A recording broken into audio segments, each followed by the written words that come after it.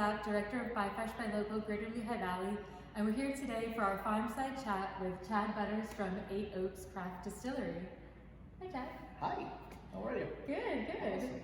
Awesome. Can you tell us a little bit about how you got into spirit production? Sure.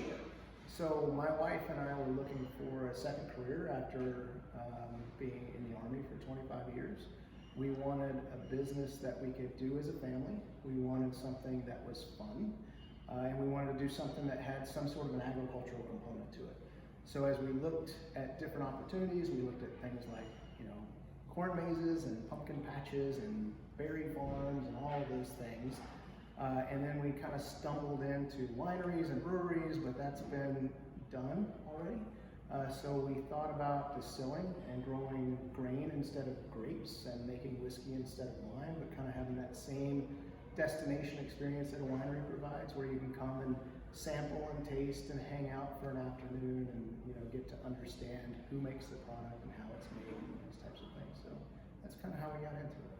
And what kind of grains are you growing that you're using in your products? Yeah, we grow several different kinds. So we do mostly wheat, corn, rye, and barley.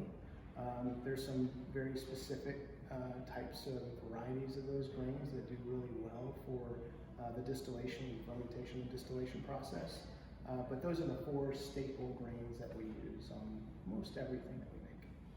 And what kind of spirits are you making? Yeah, we make everything from vodka to bourbon to rye whiskey, applejack.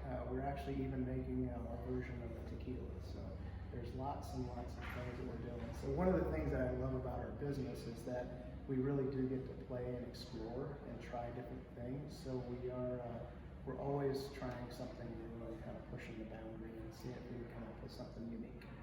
Yeah, I know you use lots of different local products, not just your own grains, to make some of your liquor. What other kind of local products have you experimented with? Yeah, sure. So a lot of things that we like our gin, for instance, we have a bunch of different botanicals that go into that gin to make a really fresh kind of herbal garden flavor. And so people like Tina at Red Cat Farm, will provide rosemary and lemongrass and things like that. We also get a bunch of apple cider from either Shoal Orchards, or we also use hardball cider here in Pennsylvania for our apple cider. So if it's not grain, if it's grain, we grow it right here. If it's not grain, like the apple cider or something, we source it as locally as possible. And then we also do some kind of one-offs with like the tequila that we're actually sourcing agave from Mexico. So there's just fun kind of, we play a little bit too. Yeah. And so what's the difference in growing your own grain versus just buying it in? Yeah, sure.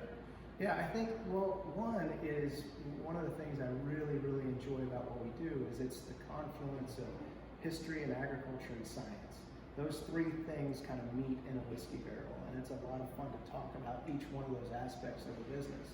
For us, the history aspect is huge, and so we're really trying to do this the way that it was done. Back in the day before Prohibition, farms had just stills on them, and it was a product that people made. Applejack has been made here for centuries. Whiskey's been made here for a really long time. So we're just kind of bringing it back to the way that it's always been done, and it's been really fun to do that. So one of the things that we are adamant about is staying true to that and growing the grains that grow well here, and then making products from those grains that people can enjoy everywhere. Chad, can you talk a little bit about how you came up with the Eight Oaks name and what it means to you? Yeah, sure. The Eight Oaks name came about because as a family, my grandfather used to use the number 8 in his communications back to his family. This is back in the 30s and 40s. So when he would travel for work or whatever, he would write letters, and then at the end of those letters, he would sign off with the number 8. And so the number 8 to him was representative of the 8 letters in I love you. So that's how he communicated that emotion to his family. My dad did the exact same thing with our family. And then he would get up and there would be a sticky note on the fridge with an 8 on it or something like that, or a birthday card with the number 8. So you always knew what that meant.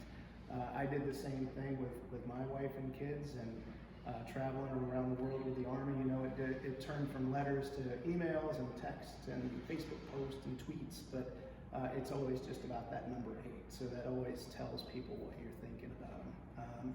The oak, because the oak is, you know, symbolic to me of nature and strength and longevity, and everything that we age is aged in white American oak, so it has a real impact on the product that we make. So I think the combination of those two thoughts coming together is, you know, really representative of who we are. Oh, that's beautiful. Yeah, thanks. And now you have a place that you can invite other people to bring their families here. I know you have tons of events going on throughout the year, especially summertime. Can you talk a little bit about what you do here? Yeah, absolutely. We have a couple acres of yard space in the back with fire pits and different things. So spring, summer, and fall are really special here. Plenty of room to get out. There's dogs out there all the time, and we're dog friendly to friendly dogs. And then we're kid friendly to friendly kids. So it really is a family event. You know, people come here to really just relax and unwind and connect. There's no TVs, there's no distraction. You know, it's time to shut off the cell phone and just enjoy an afternoon. And so that happens outdoors a lot in those months that it's nice out. And you know, we'll do everything from, you know, music festivals to s'mores and cider and all kinds of different things. So it's really a fun time, and it's one of my favorite things to do is see the yard full of families just enjoying themselves.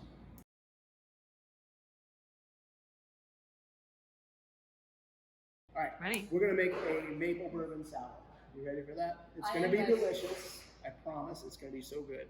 So first we're gonna take bourbon. We're gonna add an ounce. I like to add maybe a little bit more than an ounce. 2 ounces is always good. How about some lemon juice? If you can hand me that, that'd be great. We'll do just a little bit of lemon juice just for a little bit of acidity, not a whole lot there. Let's take a little bit of rosemary, some fresh rosemary sprigs. You can just take a nice big, yeah, like that big chunk. Yeah, that's great.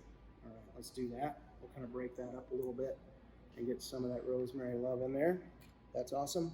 We'll do a little squirt of lemon too, some fresh lemon. Get that in here. And then how about the maple syrup? Yeah, we actually have a local teenager. He's 13 years old, and he is tapping his own maple trees right here in New Tripoli. Wow. That makes this maple syrup, and I think that is so awesome. So he actually makes it from scratch. He gets up at 5 o'clock in the morning before school, goes out and collects his stuff and cooks it, and it's great. Oh, that's incredible. So yeah, we're gonna shake this up. That's enough for now. We'll add that, and if you can give me just a little bit more of that rosemary, maybe.